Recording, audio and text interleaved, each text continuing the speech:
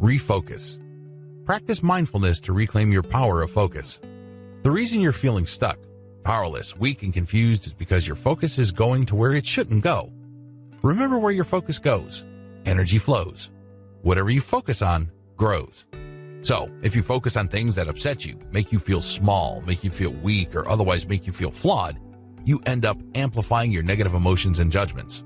Be careful where you invest focus. This is why it's really important to practice mindfulness.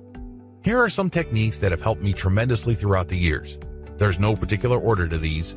Just try them all out at once, including the thought-watching technique I described previously. Pick the most effective one and stick to it. Counting your breath. The most basic way to practice mindfulness is to simply count your breath. You just need to close your eyes, find yourself in a quiet room, and just count your breath. Count the breath coming in and coming out. Eventually, you should focus your attention on the part of your nostrils that the air is coming out of. That's all you should notice. You stop focusing on the appearance of things around you. You stop paying attention to the sounds around you. You just focus on the air slowly coming in and out of your nose. This heightens your focus and awareness. A lot of people think that when they slow their minds down to a standstill that they're eventually going to fall asleep. Well, if you feel sleepy, you're doing it wrong. Believe it or not, when you're counting your breath or practicing any kind of mindfulness exercise, you're actually super aware. It's kind of like drinking 5 cups of coffee for your brain, but without the frantic nervousness. Breathe, hold, breathe. This mindfulness technique was originally formulated for U.S. Navy SEALs looking to relax during highly sensitive combat missions. If you are a SEAL team member, a lot of lives are depending on how well you do your job. It goes without saying that these guys have a lot of pressure on them. Talk about a stressful job. The breathe, hold, breathe technique enables Navy SEALs to quickly relax right before they make a very important action. Maybe they're going into a firefight. Perhaps they're about to go into the water and dive for an extended period, or possibly they're going to be doing something very sensitive involving explosives. Whatever the case may be, they need to relax so they can focus right here, right now. Most importantly, they need to relax ASAP. Breathe, hold, breathe delivers instant peace of mind guaranteed. How does it work? Breathe slowly and deeply out. Hold 4 to 8 seconds and then slowly breathe back in and hold for 4 to 8 seconds and repeat this process several times.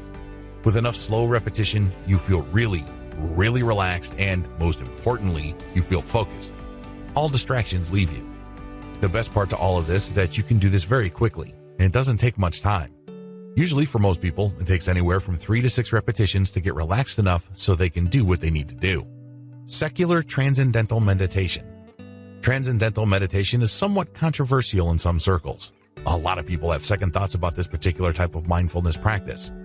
It really is too bad because transcendental meditation is one of the most powerful meditation techniques you can ever adopt if you're looking to let go of painful past memories or useless present worries or otherwise are seeking a deep reservoir of inner peace.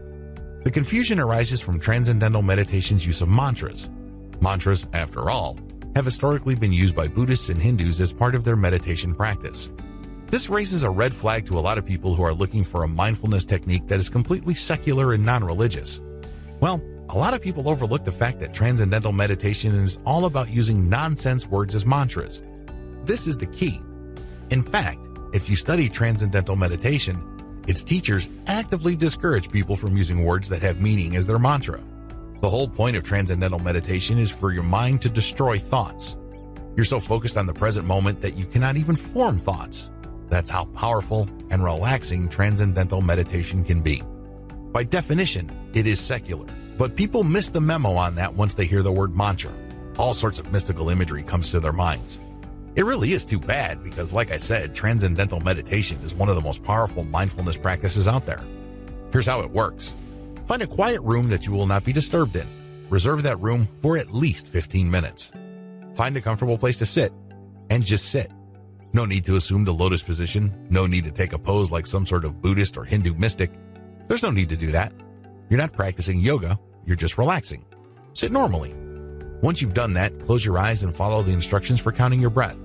You have to enter that deep level of relaxation. Once you get to that point, the next time you breathe in, say a word that doesn't have any meaning to you. You can say shoosh or something like that.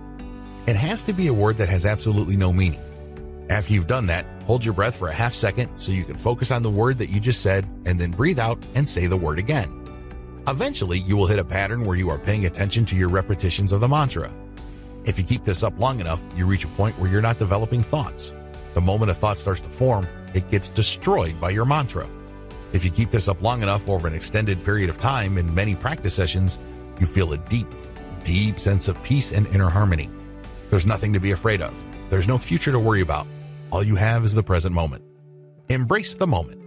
Regardless of the meditation technique or mindfulness practice you adopt, make sure they all lead to the same place. Make sure they all enable you to embrace the moment. Rediscover the eternal now. The key here is to occupy the space around you with your presence. I'm not talking about your physical presence. I'm talking about your mental presence. This is how your awareness can help you achieve greater levels of peace, serenity, and calm. When you're in this space, you appreciate it for its emptiness. You don't have to be anybody. You don't have to go anywhere. That's right. No one to be, nowhere to go. When you're able to wrap your mind around these concepts, you don't feel left behind.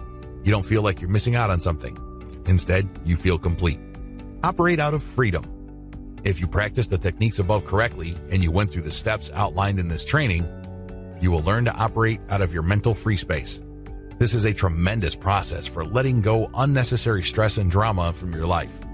You no longer look at your thoughts as something you deal with, or you no longer look at your goals as something to do. Instead, you stop compartmentalizing your life and you realize that every single moment is a gift. It's an opportunity. It ties you into the eternal now, which is full of potential.